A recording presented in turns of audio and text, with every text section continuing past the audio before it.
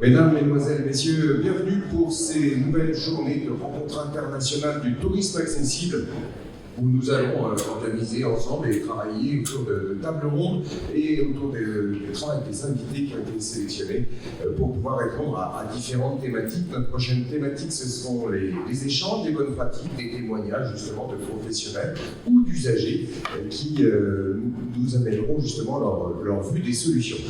Juste en préambule, je voudrais vous rappeler que malheureusement, vous le verrez, on n'a pas la qualité escomptée puisque nous avons été victimes d'un vol de matériel et on a réussi à faire revenir du matériel rapidement, mais on n'est pas à la hauteur de la qualité que nous aurions aimé vous présenter. Je vous prie de nous excuser, mais je suis sûr que vous comprendrez la situation dans laquelle nous nous retrouvons. Je vais cette fois-ci monter sur scène et vous présenter nos invités. Allons-y. Et on va faire le tour de cette table ronde qui est un rectangle, mais c'est pas grave. Et avec donc notre première invitée, Madame Annette Masson, la présidente d'Alterge. Bonjour Annette, et on vous applaudit. Bonjour à tous. Ce que nous avons souhaité pour cette table ronde, c'est effectivement de montrer différentes pratiques au niveau international qui se passent et qui vont permettre de donner peut-être des idées. Des fois aussi des bonnes pratiques qu'on essaye de mettre en œuvre et qui sont compliquées, mais on a tous chacun nos difficultés. Donc on va essayer d'en parler ensemble parce que nous sommes dans un échange de ce que nous sommes amenés les uns ou les autres à faire. Merci beaucoup Annette. Nos invités, je vais commencer par Isabelle. Bonjour Isabelle. Isabelle, donc vous êtes la présidente de Qui Roule. Alors c'est quoi Qui Roule? Qui Roule, c'est un organisme qui a été fondé en 1979 par M. André Leclerc, qui a la paralysie cérébrale et qui a voulu sortir de sa petite ville pour aller visiter sa copine. Et à l'époque, vous comprendrez que l'accessibilité est encore moindre qu'aujourd'hui. Et il a vite réalisé que c'était impossible de se déplacer, de trouver un transport accessible, de trouver un hébergement, mais surtout la difficulté de recevoir un accueil comme un être humain sans limitation. Donc, il s'est fait arrêter parce que les gens pensaient que s'il se prenait seul sur la rue, c'est qu'il s'était sauvé de son centre d'hébergement. Alors, il a décidé de partir l'organisme qui s'appelle Qui Roule pour une contraction de Québec et Roule. Donc, vous comprendrez qu'avec l'explication que je viens de donner, nous sommes un organisme qui est basé à Montréal, dans la province de Québec, au Canada. Et l'organisme a comme mission de rendre accessible le tourisme et la culture aux personnes à capacité physique restreinte. Merci. On reviendra donc plus en détail sur les actions que vous avez menées. Maintenant, je vais se tourner vers vous. Voilà votre micro, cher Jean-Marc. Vous êtes le président d'honneur de ISTO. Oui, alors ISTO, c'est l'Organisation internationale du tourisme social. C'était le nom d'origine, si je puis dire. Et puis c'est un organisme qui a énormément évolué, puisque ça a 60 ans cette année. Et une des missions principales que l'ISTO s'est donnée, c'est d'essayer, avec ses moyens et ses membres, de développer l'accessibilité de tous ceux et toutes celles qui n'ont pas un accès facile au tourisme et aux vacances, donc j'y reviendrai aussi un petit peu en détail. Oui, on rentrera après dans l'opérationnel. Et enfin, donc à mes côtés, Liliane, qui est étudiante à l'IREST. Oui, tout à fait. Voilà, et qui nous expliquera qui fait quoi l'IREST exactement. Alors moi, je suis étudiante en master d'économie, mais ça va être économie du développement touristique international, donc un grand nom. Et en fait, c'est grâce à monsieur Jean-Michel Blanc, un enseignant de l'IREST Paris 1 Panthéon-Sorbonne, qui nous a mis en contact avec Annette Masson de Tourisme et Handicap, afin que l'on puisse, moi ainsi que deux autres étudiantes, que je vais vous présenter après, proposer des parcours accessibles au PMR dans Paris Intramuros. Ce qui est un projet ambitieux. Oui, tout à fait. Peut-être justement, parce que là c'est un peu en rapport, de Québec à Paris. Comment vous avez monté cette opération d'abord? Comment elle est apparue? Et quels ont été les besoins que vous avez analysés? Eh bien, alors déjà, moi personnellement, j'étais guide touristique et ensuite j'ai repris mes études. Donc je savais déjà un petit peu comment était faite la ville. En plus de ça, je suis sensible à la question du handicap et aux seniors aussi, parce que c'est le sujet de mon mémoire. Et donc du coup, ça m'est apparu comme une évidence en fait, de choisir de pouvoir proposer nos services à Annette. Et ça a été du temps en fait, parce qu'on est vraiment allé dans Paris, on s'est déplacé, on a regardé, on a vraiment fait ça main dans la main avec Annette pour qu'elle nous dise par exemple la taille du trottoir doit être d'un minimum de 1,40 m de largeur. Donc ça a pris du temps, mais au moins on est sûr de ce qu'on a fait et on est ravis de pouvoir proposer au moins 3 parcours différents qui, je pense, témoignent bien de l'âme de la ville de Paris. On n'est pas juste sur des choses très touristiques. Et vous pouvez nous présenter celui que vous préférez? Ah bah oui, si vous voulez. Si on peut bien mettre la photo de ces comparses, parce que ah bah oui, je vais elles même ont travaillé présenter à 3, donc mes camarades. voilà, donc Alors, parce qu'il ne faut pas qu'on les oublie quand même. Ah bah non, pas du tout. Alors mes camarades, elles auraient vraiment beaucoup souhaité être ici aujourd'hui. Malheureusement, elles sont en stage et elles n'ont pas pu être présentes juste pour une question de planning. Donc en rouge, là, vous avez Chloé Brasi, également étudiante en économie avec moi. Adélaïde Leponte, pareil, on est dans la même classe. Et du coup, vous allez voir les différents parcours qu'on a proposés. Chloé, on est plus sur quelque chose de street art. C'est plus pour changer en fait l'offre parce que c'est assez rare de proposer ce genre d'offre touristique. Adélaïde Leconte est sur le parcours numéro 2, au fil de l'eau. Et enfin, moi, je suis sur la direction Tour Eiffel. En fait, je me suis dit, quand même, il faut proposer quelque chose de très touristique pour quelqu'un qui n'est jamais venu à Paris et qui ait une belle vision tout de même de la ville. Du coup, je vais peut-être vous présenter mon premier parcours. Alors en fait, on va arriver avec le bus. C'était la demande de Annette, parce que le bus est quand même plus accessible que le métro. Malheureusement, à Paris, les transports en commun, c'est pas ça. Par contre, le bus, on a fait le test avec une personne en fauteuil et ça fonctionne quand même très bien. Tant au niveau des horaires qu'au niveau de après quand le bus sort la petite plateforme. Donc c'est quand même très accessible. On part des Invalides, qui est quand même un des musées phares. En fait, ça c'était mon souhait personnel, parce que je considère les Invalides comme étant le plus beau musée de tout Paris. On prend l'histoire de France et je trouve que ça vaut le détour. En plus, il est accessible. Et ensuite, direction la star de la ville, à savoir la Seine. On va arriver jusqu'au pont Alexandre III, qui est mon pont préféré à Paris. J'ai vraiment voulu mettre du mien dans ce parcours afin de montrer la beauté de cette ville à tout le monde en fait. Parce que lorsqu'on arrive sur le pont Alexandre III et qu'on est au coucher du soleil, c'est vraiment une vue qu'on n'oublie pas, avec une couleur rose dans le ciel et on sent en plus l'air du vent de la Seine, la brise, c'est très délicat. Et ensuite, on longe le quai Branly jusqu'à arriver à la Tour Eiffel et là on a une vue imprenable sur la Dame de Fer. Alors bien sûr, pour avoir le petit côté verdure, et puisque c'est un très beau parc, je vous recommande de passer par le Champ de Mars. Alors il y a plusieurs allées en fait. Donc c'est pour ça que j'ai choisi l'avenue Pierre-Loti qui est à l'intérieur du Champ de Mars parce que je trouve que c'est celle qui est la plus accessible. On a fait le test. Et l'attrait un peu sportif, c'est que juste avant d'arriver au Grand Palais éphémère, où il va y avoir les épreuves des JOP 2024 de judo et de lutte, il va aussi y avoir du parajudo et du rugby rugby fauteuil à ce niveau-là. Donc je me suis dit que ça pourrait être intéressant de faire un peu ce parallèle sport-parasport. Et donc pour les plus sportifs, on a un terrain de basket et un terrain de foot au Champ de Mars qui est accessible. Donc ça peut être sympa même pour le reste du séjour, après si les personnes veulent y revenir. Voilà. Eh ben, ça nous fait un beau parcours, bravo, on peut vous applaudir, merci.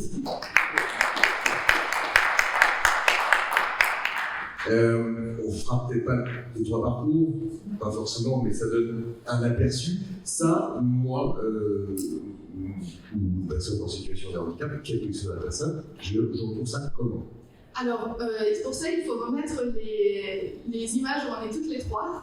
Avec les QR codes. Oui, voilà, avec les QR codes. En fait, c'est-à-dire que si vous avez besoin, vous pouvez contacter directement l'association Tourisme et Handicap, bien sûr, et qui pourra, bien sûr, vous mettre en contact avec nous, que ce soit Chloé, Adélaïde ou moi-même. Mais si vous le souhaitez, et si vous pouvez scanner les QR codes, vous allez avoir accès à nos contacts directs afin de pouvoir nous poser plus de questions. Et même si vous voulez, si par exemple on peut convenir d'une heure, je n'engage pas mes camarades là-dessus, mais moi je pourrais le faire, je pourrais vous guider, faire un guidage de ces parcours avec grand plaisir. Merci beaucoup.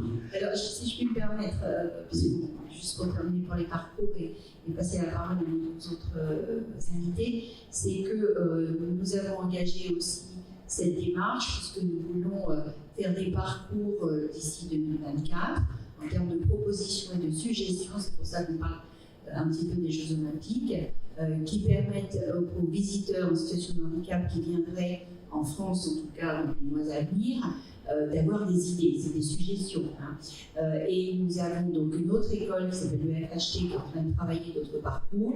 Et nous avons également le CRT Île-de-France qui a fait un parcours aujourd'hui dans 77 et qui s'occupe évidemment de parcours, on va dire, hors. Et tout sera en ligne. Tout sera en ligne, bien sûr, sur notre site internet ou nos médias de façon à diffuser cette information. Voilà, mais voilà, elles ont terminé il n'y a pas longtemps, on a validé et après on fait de la communication.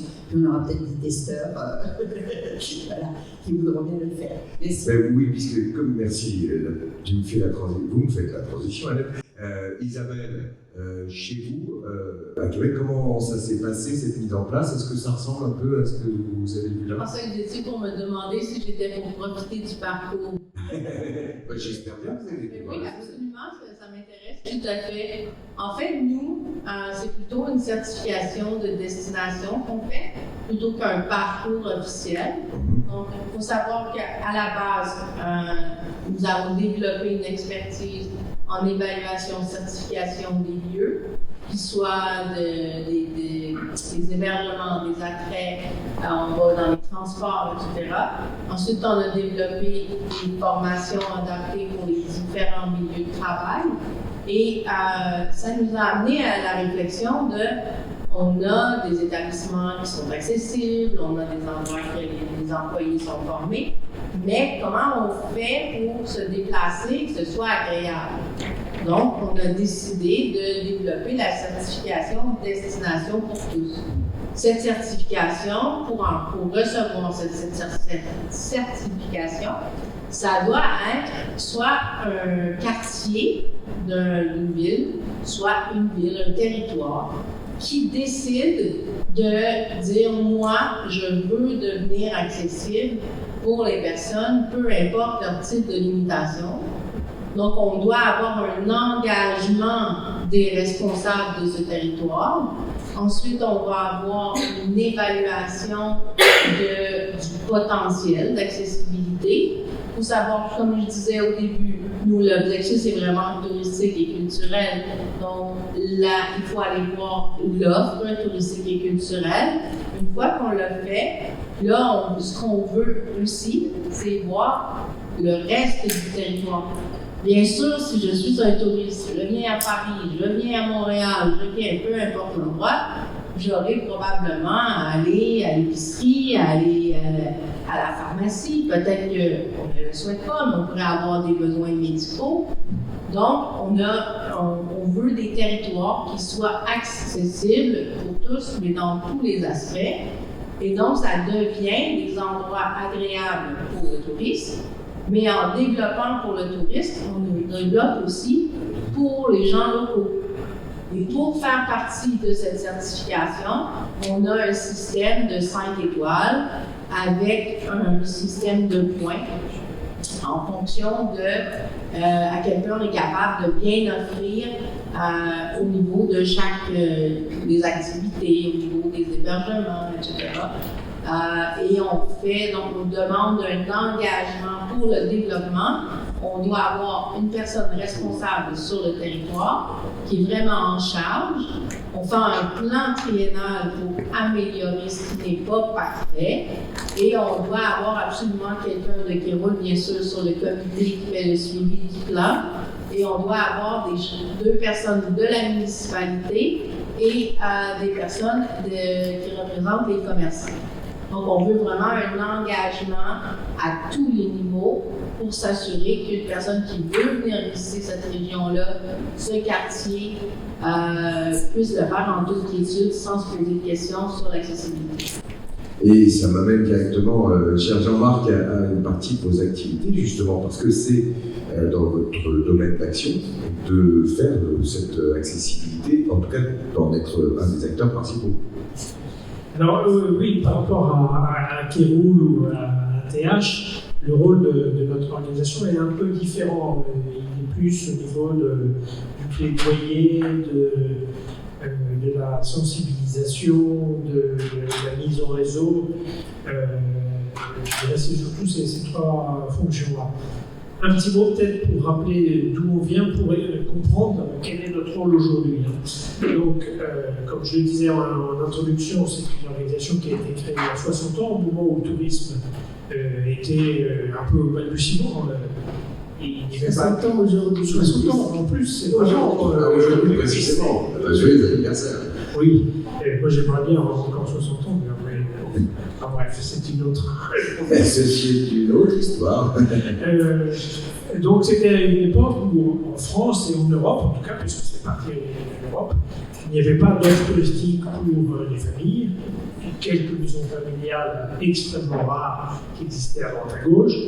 Pour les jeunes, c'était les premières auberges de jeunesse qui avaient été créées, mais il y en avait très peu. Il n'y avait rien pour les seniors, et encore moins pour les personnes ayant des capacités physiques restreintes.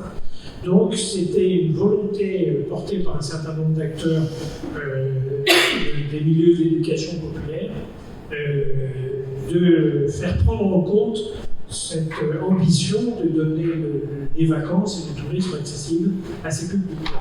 Familles, jeunes, personnes âgées, personnes ayant un handicap, tous ceux qui étaient confrontés à une impossibilité de partir.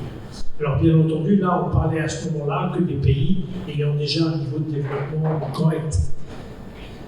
Donc les choses ont démarré à partir de la Belgique, de la France, l'Italie, la Suisse, le Portugal, je vous dis. Donc c'était depuis le départ. Bon, 60 ans passés, l'organisation elle-même a beaucoup évolué, le tourisme est devenu ce que l'on sait, un phénomène économique et social et sociologique très considérable, au point que ça pose d'ailleurs des problèmes pour le maintien de la planète, l'émission du CO2, on sait bien tous les impacts qu'il y a. Il y a aussi la question même du surtourisme. Il y a de l'acceptation du tourisme par la population des destinations qui pose problème dans un certain nombre de cas. Bon, enfin bref, donc on est aujourd'hui confronté à ce double objectif d'essayer de continuer à rendre le tourisme accessible à plus de monde, dans les 4-5 publics que j'ai cités, mais aussi de veiller avec plus d'attention à l'impact que ça peut avoir en termes environnementaux, en termes culturels sur les populations d'accueil. Donc c'est extrêmement compliqué aujourd'hui parce que c'est un peu la quadrature du cercle, bien sûr. Alors donc, depuis le départ, et ça a été remis au centre de nos objectifs dans ce qu'on a appelé la déclaration de Montréal, qui était un peu notre texte de référence qui a été adopté en 1996 à Montréal, où on disait quelles étaient un peu les ambitions de notre organisation, auprès de qui on voulait porter ça, et comment on faisait pour essayer d'identifier ces créneaux-là. Donc aujourd'hui, ISTO regroupe environ 170 membres dans 46 pays d'Europe, des Amériques, d'Afrique et un ou deux Asiatiques égarés. Donc ça regroupe des administrations nationales du tourisme, des associations et coopératives qui constituent d'ailleurs l'essentiel des membres non publics de notre organisation, mais aussi de plus en plus d'organismes de droit commercial classique qui considèrent que cette ambition sociale mérite d'être soutenue. Donc aujourd'hui, il y a 4 grands objectifs qui sont poursuivis par l'ISTO, c'est l'accessibilité, le commerce équitable, environnement, solidarité et qualité de vie. Alors, en matière d'accessibilité, donc nous, ce qu'on a essayé, ce qu'on essaie de faire, c'est d'abord de sensibiliser les autres acteurs du tourisme à la question de l'accessibilité, parce que y compris dans le secteur associatif, dans le tourisme, d'où je viens moi-même, on sait très bien qu'on n'était pas toujours exemplaire. Et qu'il fallait convaincre certains qu'il y avait des efforts à faire quand ATH a été mis en place. Ça a été d'ailleurs une des actions prioritaires. Mais c'est vrai aussi, dans les autres pays, un peu partout, et c'est une des choses que ISTO essaye de porter au niveau international au sein de l'Organisation mondiale du tourisme, où je crois qu'on est un peu la seule organisation internationale qui s'intéresse un peu à la dimension sociale. Tous les autres, c'est vraiment les statistiques, le tourisme international, créer de la richesse. Alors bien sûr, derrière tout ça, il y a l'emploi, il y a aussi un vrai enjeu. Mais la dimension sociale, dans le sens du service des personnes, bon, c'est inégalement réparti, on va dire. Donc, ISTO a mis en place un certain nombre d'outils pour mener ce travail de sensibilisation. L'un des axes les plus importants est la création du groupe de travail accessibilité, qui est d'ailleurs présidé par Annette, et qui regroupe une vingtaine d'organismes publics et privés, enfin, principalement associatifs, d'une quinzaine de pays, mais aussi d'Europe, des Amériques. Et c'est dans ce cadre-là qu'on a pris un certain nombre d'initiatives, créé un guide présentant les bonnes pratiques de 39 organismes à travers le monde sur les outils qu'on peut mettre en place pour les personnes handicapées. C'est mettre aussi en place des outils d'évaluation, des recommandations. Il y en a eu toute une série quand il y a eu le Covid, pour aussi dire ce qu'on pouvait recommander de faire. Bon, peut-être que j'y reviendrai un petit peu pour ne pas être trop long à la suite, mais donc l'axe de travail de notre organisation, c'est ça, c'est sensibiliser, recommander, soutenir les revendications légitimes du public concerné aujourd'hui, mais comme concerné aussi pour les jeunes, les familles, les personnes âgées. Donc voilà ce que je voudrais dire un petit peu en présentation de ce qu'on peut faire. Merci Jean-Marc. Je voudrais préciser qu'effectivement ce groupe est surtout un groupe d'échange où chacun apporte ce qu'il peut, ses expériences, etc. Et nous amène effectivement à faire des documents qui nous permettent de sensibiliser. Le premier document, c'était les recommandations d'accueil des personnes en situation de handicap au moment du Covid. Pour simplement vous donner un exemple, en tout cas en France, on mettait à disposition du gel hydroalcoolique avec des choses qu'il fallait actionner avec le pied. Bon, voilà, c'est des choses qu'on trouvait dans les musées. Voilà. Donc en fait, effectivement, expliquer pour un certain nombre de cas où j'ai entendu dire aussi il fallait passer les chiens d'accompagnement sur un tapis gel hydroalcoolique. Bon, attendez, d'abord, voilà, c'est histoire quand même de dire qu'il y a des choses comme ça. Après, on a travaillé sur un document qui est le numérique. Parce qu'en fait, on sait très bien que l'information est importante à travers évidemment le numérique, les sites web, entre autres, et qu'il faut évidemment faire attention à un certain nombre de choses. Alors, en France, on a notre réglementation qui se met tout en place, très compliquée, pas forcément dans d'autres pays, ou qui sont plus avancés que nous. Donc en fait, ça permet aussi de se dire, essayons tous d'avancer dans le même sujet. Et prochainement, nous travaillons sur un document qui est l'accessibilité aux événementiels comme les festivals et ce genre de choses. Bon, parce qu'effectivement, il n'y a pas que l'hébergement, la restauration, il y a aussi pouvoir participer à différentes choses. Donc, Kéroul et moi, Kéroul participe entre autres. Et ce que je voudrais dire aussi, c'est qu'on parle beaucoup de développement durable. On en a tout à fait conscience dans ce groupe de travail que le développement durable, au niveau de l'accessibilité, on l'oublie. C'est toujours oublié, cette facette. Et qu'il faut qu'on fasse attention, que quand certains disent « Oh, je fais développement durable dans mon pays », on le fait sur quoi? Bien sûr, tout ce qui est climat, tout ce qui peut être trier des déchets, on est tout à fait d'accord là-dessus, mais la facette accessibilité est très souvent oubliée. Et je vais citer un pays, parce que celui-là, je n'y suis jamais allée, mais vu le travail qu'ils ont fait et qu'on a eu l'occasion d'échanger avec eux, ont pris vraiment le développement durable, le tourisme responsable dans son ensemble, c'est le Costa Rica. Et ça, je dois dire qu'ils m'ont vraiment bluffé. C'est-à-dire que le jour où il y a évidemment quelques années de ça, ils se sont engagés dans cette démarche, ils ont pris en compte toutes les facettes. Alors que chez nous, peut-être au Canada, je n'en sais rien, mais chez nous, la facette d'accessibilité et l'intégration des personnes en situation de handicap est, je dirais, oubliée 9 fois sur 10. Voilà. Donc c'est important d'abord de savoir ce que font les autres dans certains domaines et nous aider sur cette partie-là. Je reviendrai pour Destination pour tous. Oui, justement, c'était aussi une des questions que je comptais poser. Et donc, on habitera le Costa Rica ou on fera ça ici, le Costa Rica. Il faudra qu'on se débrouille. Enfin, je pense qu'on va trouver une solution, puisqu'on a besoin de leurs bonnes pratiques et la thématique, c'est l'échange des bonnes pratiques. La marque Destination pour tous, dont vous avez parlé tout à l'heure, justement, Isabelle, c'est quoi le bilan à ce jour ? Le bilan que vous avez sur cette marque, parce que c'est une marque qui existe, qui est créée, qui fonctionne en France aussi, Destination pour tous. En fait, pour l'instant, nous n'avons qu'une destination officiellement certifiée, mais nous en avons environ peut-être 5 ou 6 qui sont en développement, qui devraient pouvoir être annoncés dans les prochains 6 mois à 1 an. Ce qui est intéressant, c'est qu'on a de plus en plus de demandes pour devenir une destination certifiée. Donc, on voit que l'industrie se rend compte de l'importance de l'accessibilité, de l'importance du public de personnes en situation de handicap. Donc, on s'éloigne un peu de l'image traditionnelle de la personne en situation de handicap qui habite, qui reste à la maison, qui n'étudie pas, qui ne travaille pas.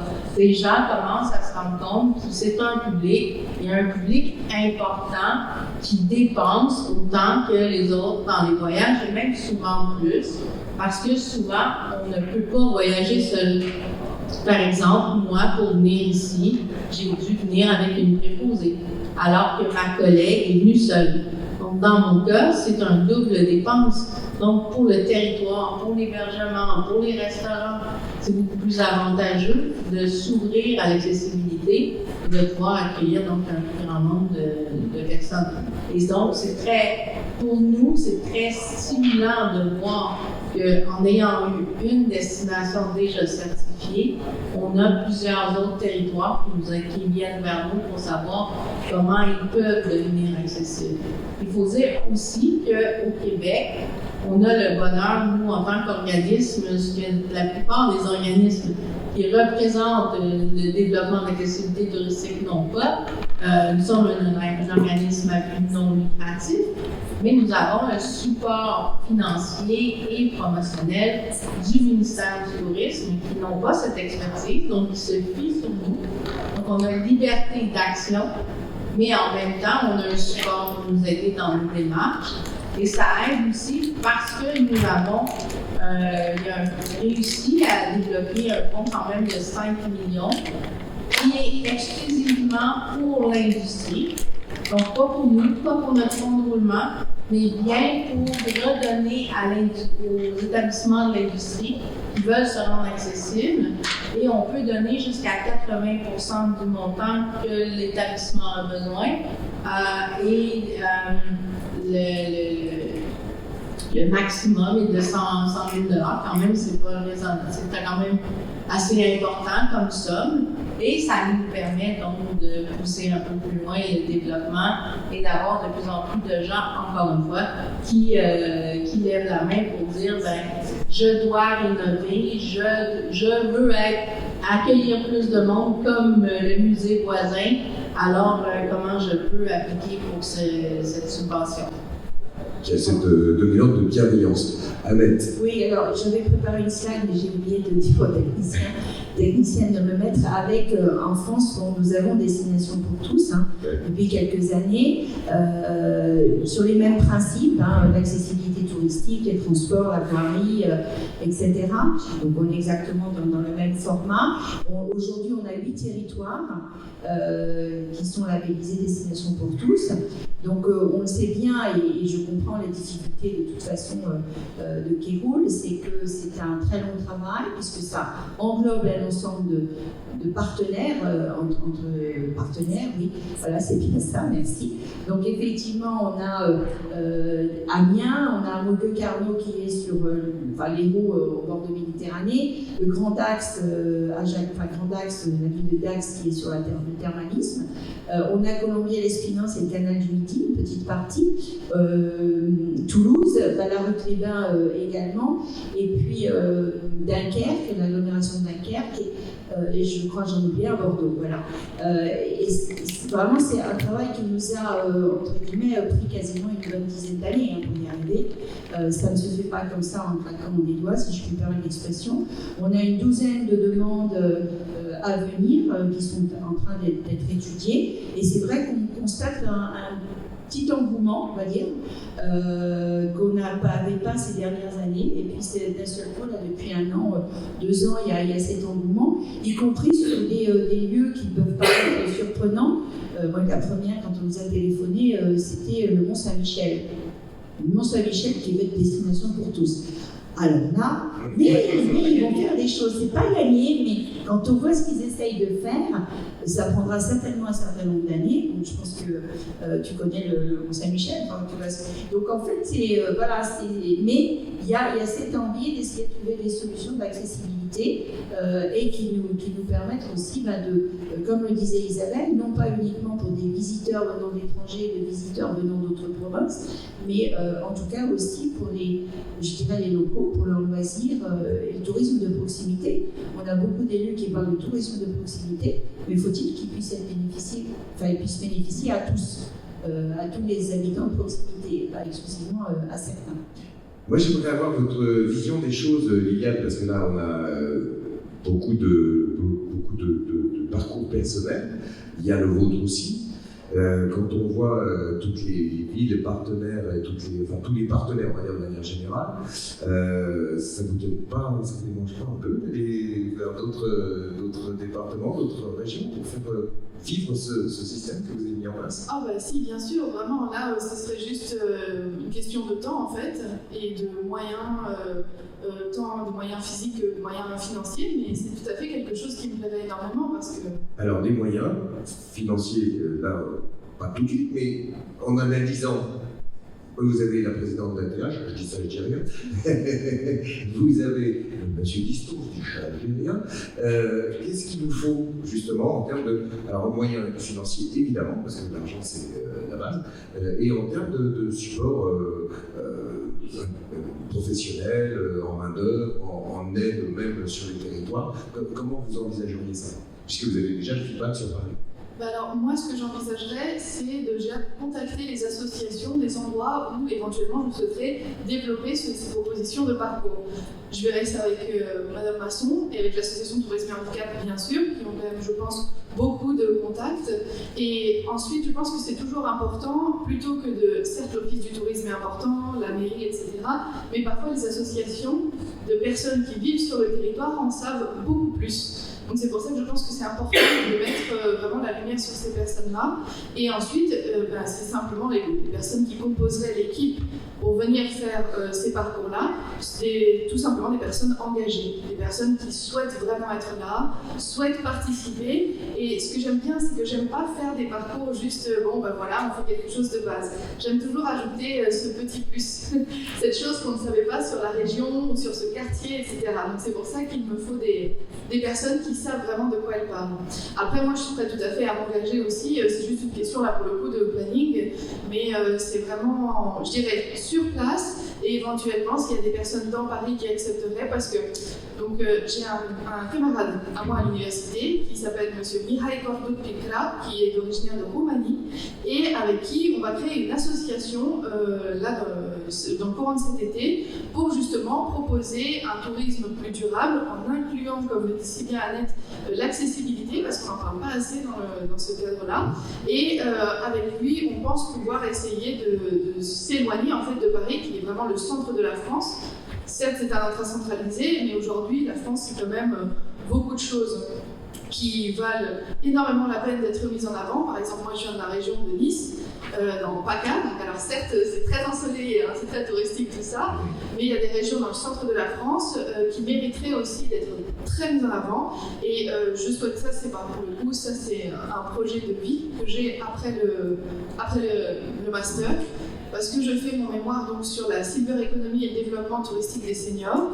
Alors certes, je ne pourrais pas par la suite inclure l'accessibilité des PMR, mais à la base, moi ce que je souhaitais faire, c'est de proposer aux seniors des vacances en fait en France à un tarif accessible à tous, en fait, parce qu'aujourd'hui, comme le disait si bien aussi monsieur, le tourisme, ça coûte cher. C'est pas tout le monde qui peut se permettre de partir en vacances dans des endroits sympas, avec des personnes qui veulent vraiment être là.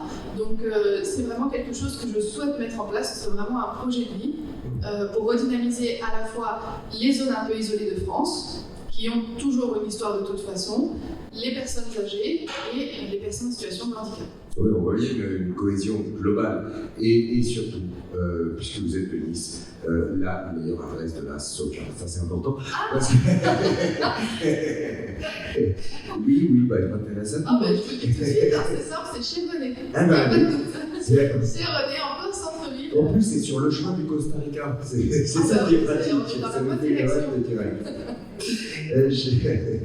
Je reviens vers vous, Jean-Marc, par rapport donc, à tous ces objectifs que vous entendez et à l'histoire. Comment vous voyez votre action, justement? Comment vous pourriez déjà proposer sur le principe des aides, sous quelle manière, sur les deux projets que l'on vient d'entendre? Alors, nous, un des problèmes majeurs qu'on a, c'est qu'en tant qu'histo, on dispose de fonds distribués. On est même toujours plutôt à la recherche de moyens. C'est pour ça qu'on essaie de s'impliquer beaucoup dans des projets européens. Et il y en a d'ailleurs un actuellement qui s'appelle Next for All. Vous avez présenté hier. Donc, on essaie de sensibiliser les administrations du tourisme comme les acteurs du tourisme à travers des projets pilotes auxquels on participe. Et dans ce cadre-là, on peut associer un certain nombre de cas concrets qui pourraient disposer d'aides. Mais hélas, ISTO n'est pas du tout en mesure d'apporter des financements. On peut soutenir les projets, on peut être partenaire pour faire le lien avec les financeurs. Et hélas, on peut pas faire beaucoup plus. Si je peux me permettre, on l'a vu à travers les différentes fondations qui étaient présentes et à travers les différents professionnels. Personne n'a forcément tous les fonds. Et justement, l'idée, c'est d'aider à aller les chercher et d'avoir des cas concrets. Et puis déjà amener, c'est notre sujet, amener ces savoir-faire, ces expériences de bonne pratique, ça vaut énormément d'argent aussi, ça déjà. Oui, non, mais je pense qu'effectivement, une des originalités de l'organisation que je représente, à côté de toutes les faiblesses qu'il y a, c'est d'être un lieu où on réunit à la fois des administrations publiques et territoriales, parce qu'on a pas mal de régions, dans le cas du Mexique, on a beaucoup d'États mexicains qui sont membres, d'autres régions américaines.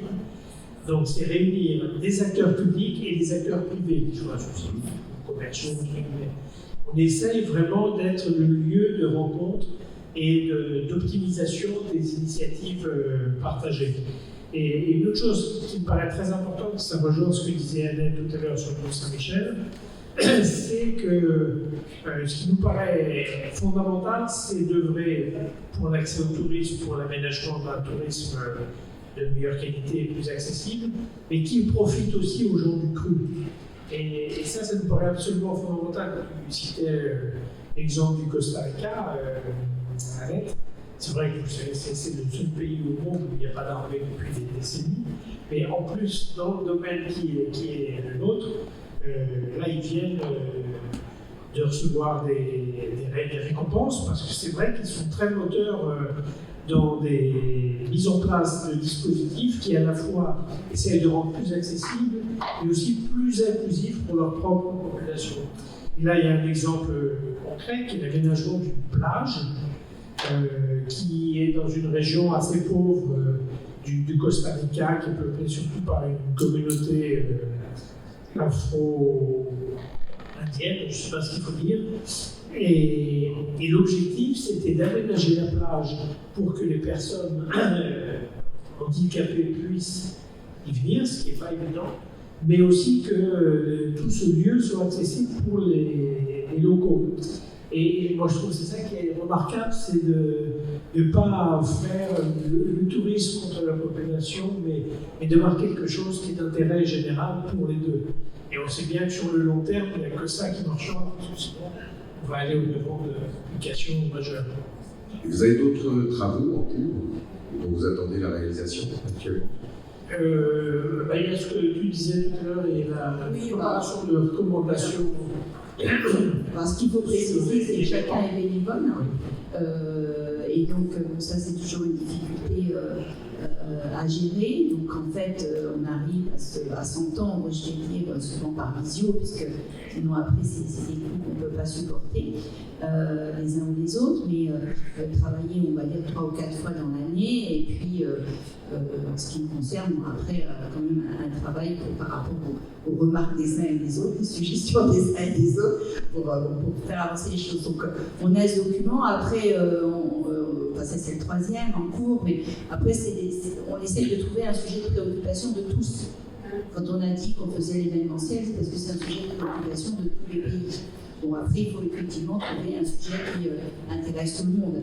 On ne va pas axer, je dis n'importe quoi, tout à l'heure on a parlé de la montagne, on ne va pas axer sur la montagne, parce qu'on a des pays qui ont la montagne et d'autres qui n'ont pas la montagne. Donc voilà, on a 15 ou 17 pays, il faut quand même qu'on trouve un consensus sur le sujet de base pour que chacun se sente investi.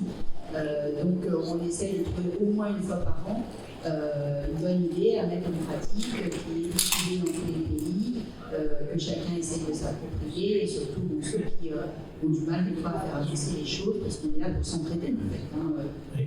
Il y a un problème technique quand même qu'il faut avoir en tête, c'est celui de la langue. Parce que quand on essaye d'avoir un dynamisme au niveau international, encore faut-il qu'on se comprenne les uns les autres. Donc les recommandations que nous on publie, on essaie toujours au moins de les faire en 3 langues, qui sont français, espagnol, anglais. Il y a des documents qu'on a pu traduire jusqu'en 7 langues, mais s'il n'y a pas ça aussi, ça ne sert à rien. Oui. Il n'y a pas de contact, donc c'est pas simple en fait. Hein. Le premier document, il a pu être traduit en 7 langues, c'est ça la recommandation. Après, les autres sont français, anglais, espagnol, pardon. Mais c'est vrai qu'au cours des réunions aussi, c'est pas toujours simple, hein, parce que voilà, il faut qu'on arrive à s'entendre. Mais voilà, avec le Pierrot, évidemment, c'est plus simple, on a un langage commun.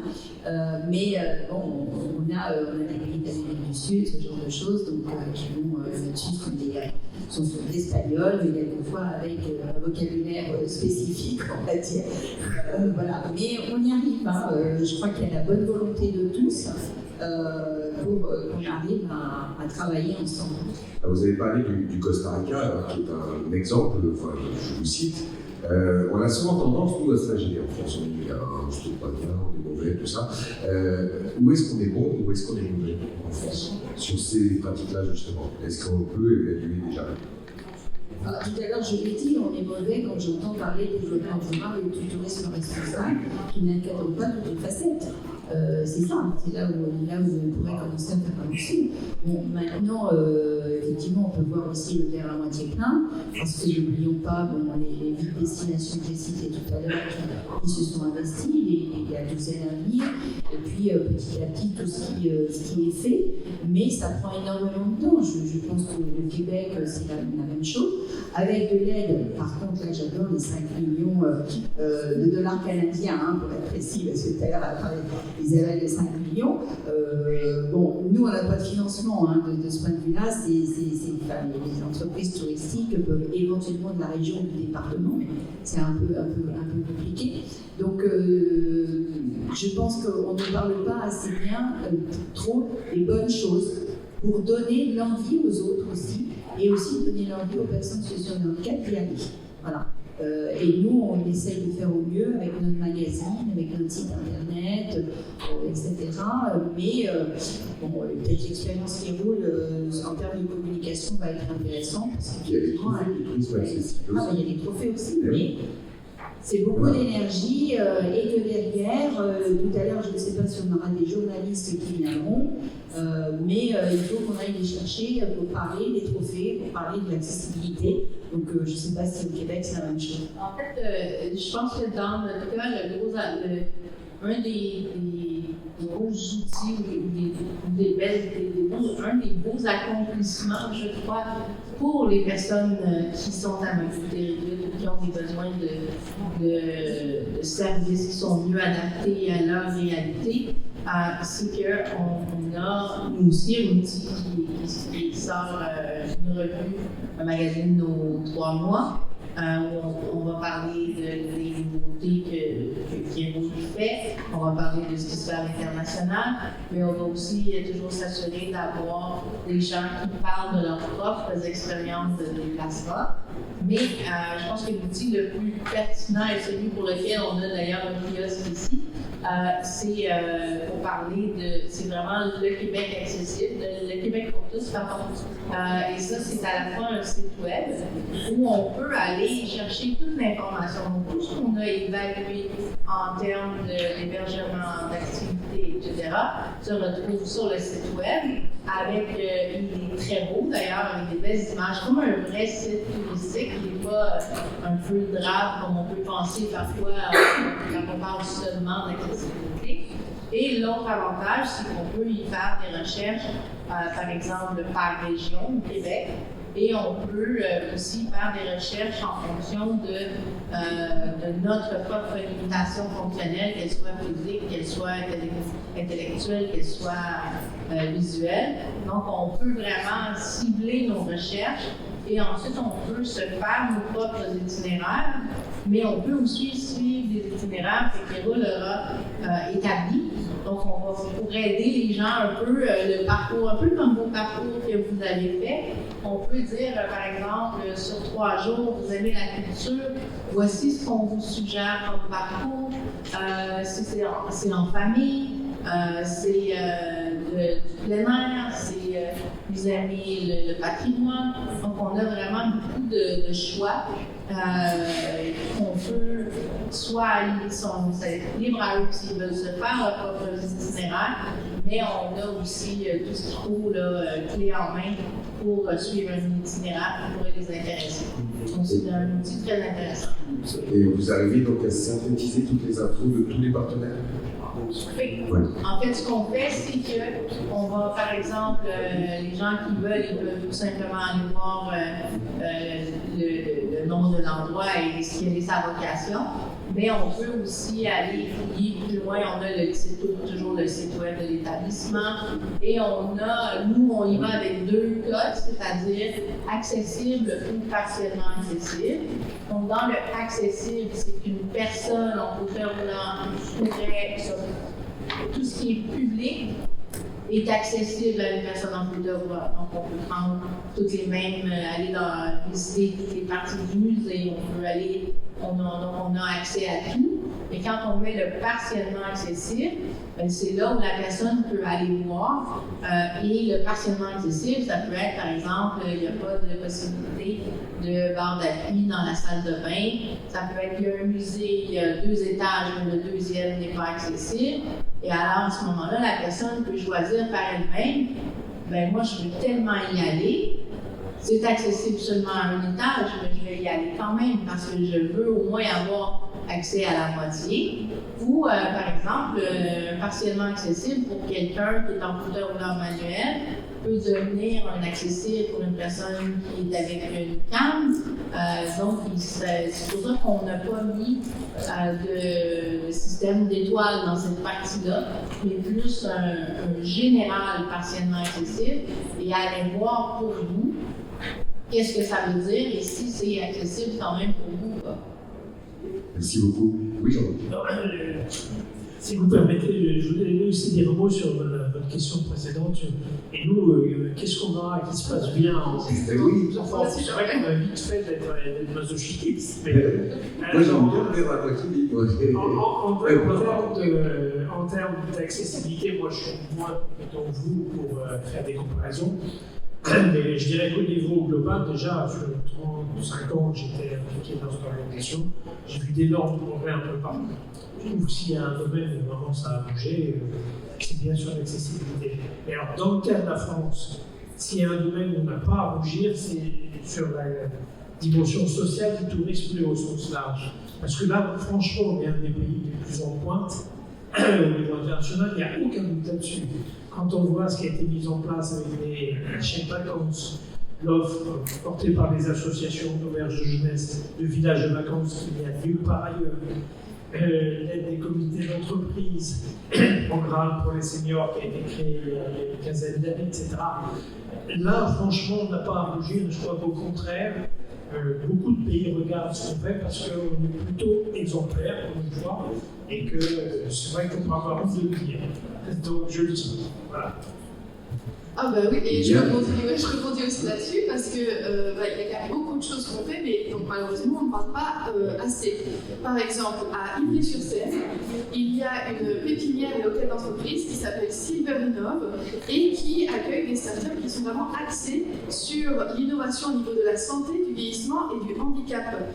Ils ont fait là un espace coworking inclusif parce que là on parle de tourisme, c'est vrai, mais je veux dire le handicap, les PMS, c'est aussi au niveau du travail que c'est pas assez bien représenté.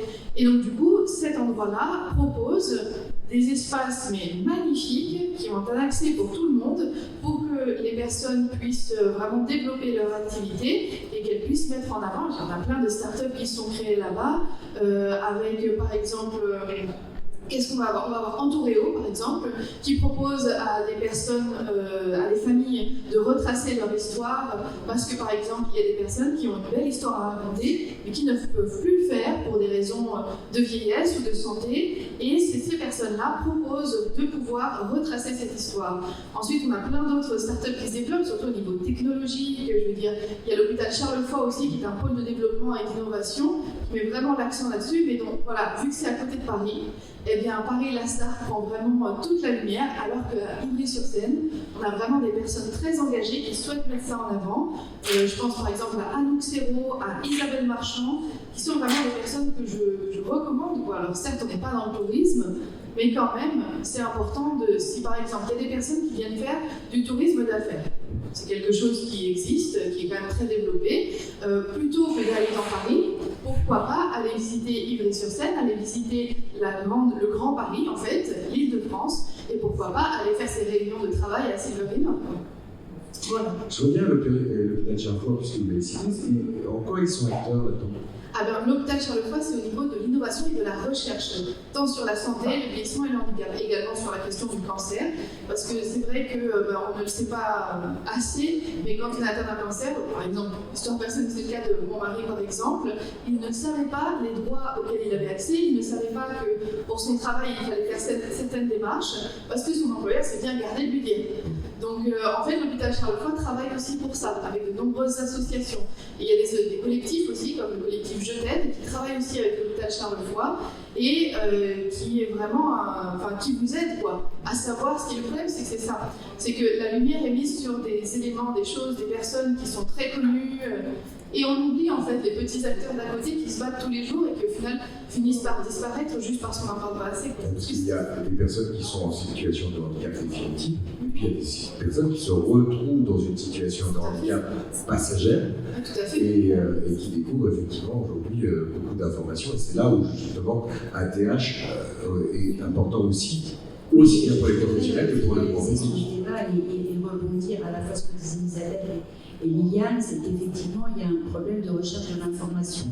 C'est-à-dire qu'il existe beaucoup de choses, certes, mais quand quelqu'un a un besoin, que ce soit dans le tourisme ou ailleurs, il va chercher X sites, il va téléphoner. Donc c'est très compliqué aujourd'hui encore, et en tout cas dans le tourisme, nous on essaye de faire des efforts pour centraliser l'information. Elle n'est pas simple, elle est trop dispersée. Mais un deuxième volet, c'est de regrouper l'information pour que ce soit plus simple, mais c'est également de l'information fiable. Et je rebondis sur ce que disait Isabelle, à savoir que tout ne peut pas forcément être accessible à tout le monde, pour X raisons. c'est clair, mais il faut savoir le dire. Et on rencontre en tout cas beaucoup de prestataires qui n'osent pas dire des fois non, je ne peux pas être accessible pour tel handicap pour une raison, on va dire, structurelle. Tout simplement, on ne peut pas arriver à faire les travaux ou faire un ascenseur pour aller au 2e étage. Et là, on le dit, mais dites-le, parce qu'après, c'est le choix de la personne de décider si elle y va ou n'y va pas. Mais au moins, on met une information précise, fiable, comme on dit. Et là, dans notre démarche, en tout cas française, on a envie de dire que tout ce qui va bien, et quand ça ne va pas, on ne veut surtout pas en parler, ce qui est dommage, parce qu'en fait, on n'est pas forcément responsable d'un certain nombre de choses. Donc, si tout un chacun pouvait arriver à regrouper l'information et qu'elle soit fiable, comme je dis fiable, ça veut dire pas forcément que positif, hein, soyons clairs, là, on aurait déjà fait un grand pas, que ce soit dans le domaine de la santé, des seniors, du tourisme, etc. Et éthique, tout simplement.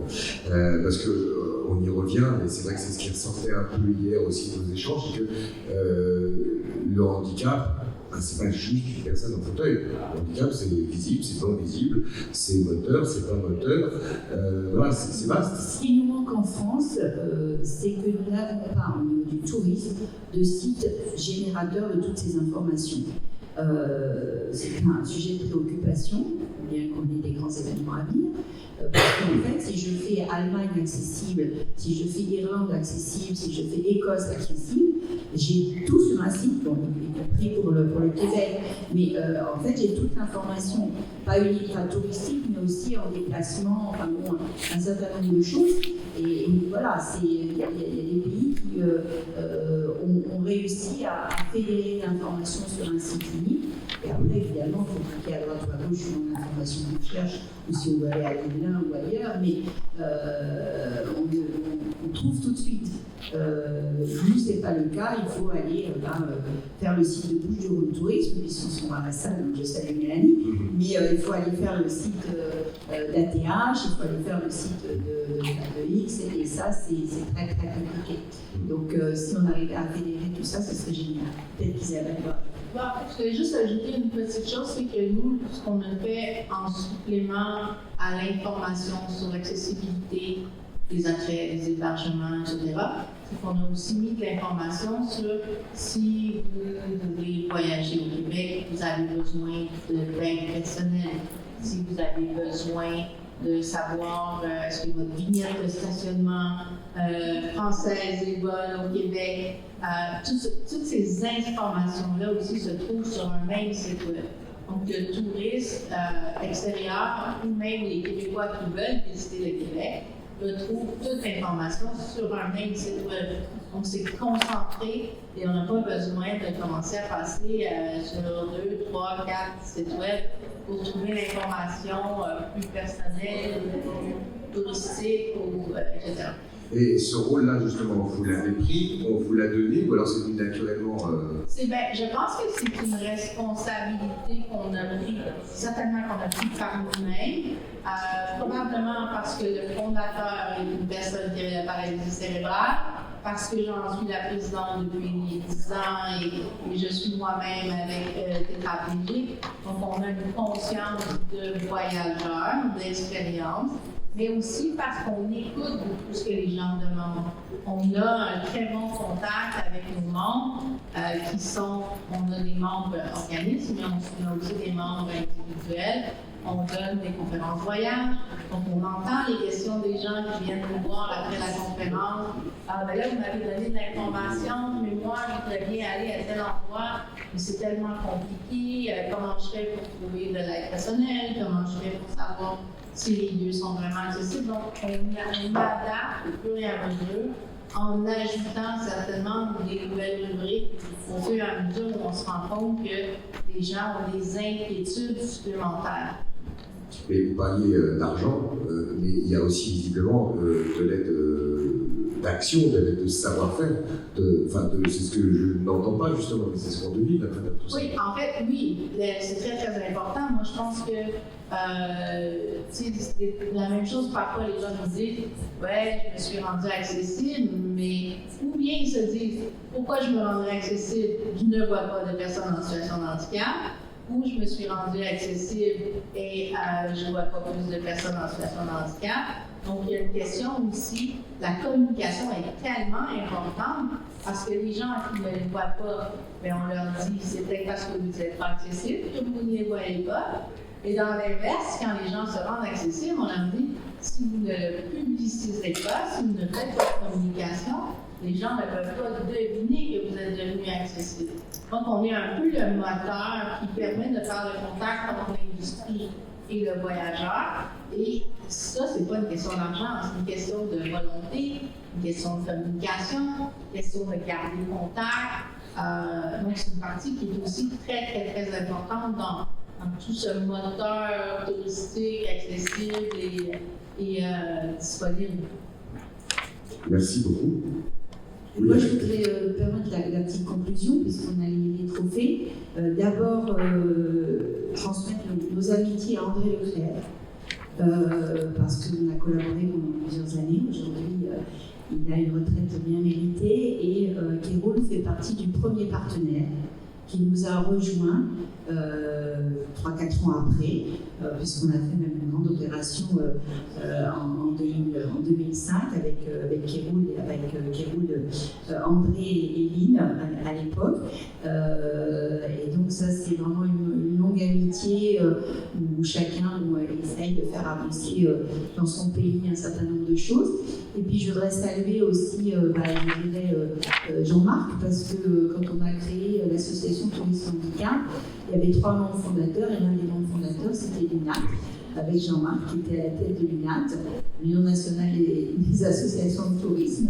Et ça, c'est important, ça veut dire qu'effectivement, quand on essaye, on est tous ensemble, on essaye d'avancer ensemble, et on se retrouve finalement peut-être au niveau international aujourd'hui, mais on avance. Et puis, je vous souhaite un très bon anniversaire à Aristo, et qu'on fêtera dans quelques semaines, dans quelques mois en tout cas, parce que le hasard, en fait, c'est aujourd'hui les 60 ans. Voilà, merci.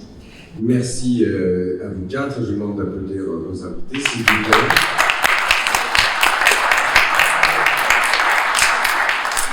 Un appui tout particulier pour l'association Tourisme Handicap, dont la présidente Annette Masson est présente, mais aussi son équipe pour toute cette organisation. On peut les applaudir, s'il vous plaît.